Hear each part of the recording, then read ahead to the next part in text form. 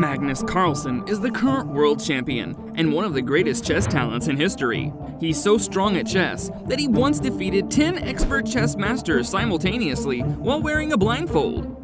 But what happens when the brilliant chess genius is challenged by a pure novice who has just 1 month to prepare? Who is Max Dutch? Meet the 24-year-old San Francisco resident Max Dutch, who describes himself as an extreme learner, is introduced. Max is a relentless learner who has mastered a variety of skills. His most recent task was to overcome Magnus Carlsen in a one-on-one chess match. Magnus also consented to the challenge, which would happen a month from now.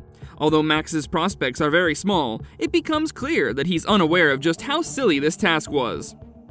Max claims to be a very quick learner and is very talented in a variety of areas, including freestyle rapping, solving the Rubik's Cube, and sketching amazing portraits. This won't be enough to prevent him from being destroyed by the world champion, and Max was aware of this. As a result, he determined at once to come up with strategies for competing against Magnus on a level playing field.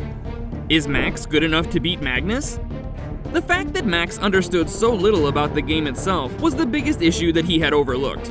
Although many individuals have tried to learn the game from scratch in the past, nearly no one has ever been able to surpass the 2000 barrier. Michelle Kerr, a well-known challenge YouTuber, who only ever reached 1,000 ratings after spending a whole year receiving instruction from experts.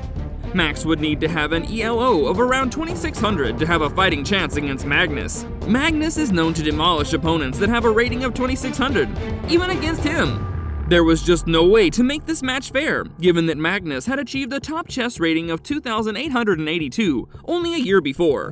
But Max was also aware of this, and the following day he began working on a brilliant idea. If you're liking the video so far, feel free to hit like and subscribe. How was Max going to defeat Magnus? Max created a unique algorithm in his computer that can quickly and accurately determine if a particular chess situation is advantageous or not by looking at it. Max essentially wants to become a computer-like version of himself to study chess. The only issue was, would this work? If so, could he master everything in a month? Thankfully for us, we can respond to this issue since chess engines are not a novel idea, and during the time Max was practicing against Magnus, Stockfish was a well-known engine that many players use to improve their chess abilities.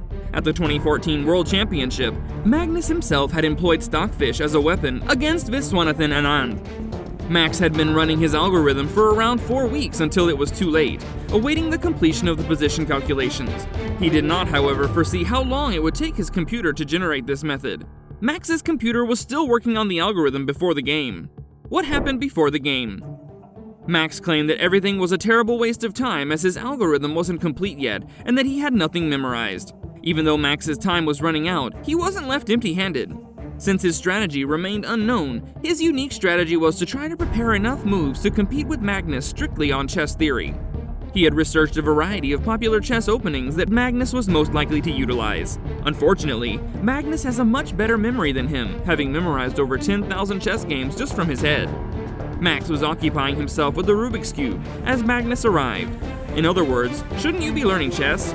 Yet as time passed, Max began to appear more and more certain. Perhaps he knew something, or perhaps he managed to obtain the beads, a reference to chess cheating scandal. How did the match go? Magnus and Max locked eyes, and it was almost instantly clear that Max was not feeling nervous from the way he was standing. In contrast to Magnus' other opponents, who always display obvious indications of discomfort when playing him until they lose, this one seemed almost slouched. With Max's covert planning, he's certain and unwavering. Look how he began with e4, a move that Magnus had seen numerous times before, but was nevertheless a strong one. The most common answer from Magnus was an e5, and they began by playing the Ruy Lopez opening. Max's first few moves are surprisingly accurate, playing some of the best moves in the position. Even so, knight d5's first error causes everything to start to fall apart. When Magnus captures, this move weakens white's pawn and gives Magnus Carlsen the advantage. Magnus first moves his knight to e5, then moves it to g4. Max made his second game-ending blunder by playing his queen to a tile where it has no effect. As Magnus threatens to checkmate with the queen on the h4, Max responds with the knight on move h3, which is a bad error. After a few more moves, Max makes a mistake with his queen, ruining any chance of victory that he may have had. Magnus then brutally crushed Max, winning the game with an a1 rook checkmate. Max, meanwhile, attributed it to the chess algorithm. The man took satisfaction in his opening plays, but it was clear that he was consistently outplayed and never had any form of the edge during the game. That was a little victory to keep him on edge for at least 8 moves. Conclusion: Magnus Carlsen outlasted Max by 39 moves, which is not terrible, but if there's one lesson to be learned from the game, it is that chess is a remarkably intricate game that takes years to master. After his chess algorithm was complete, Magnus accepted a rematch with Max, and while Max may have hope, I believe we all know how that will play out.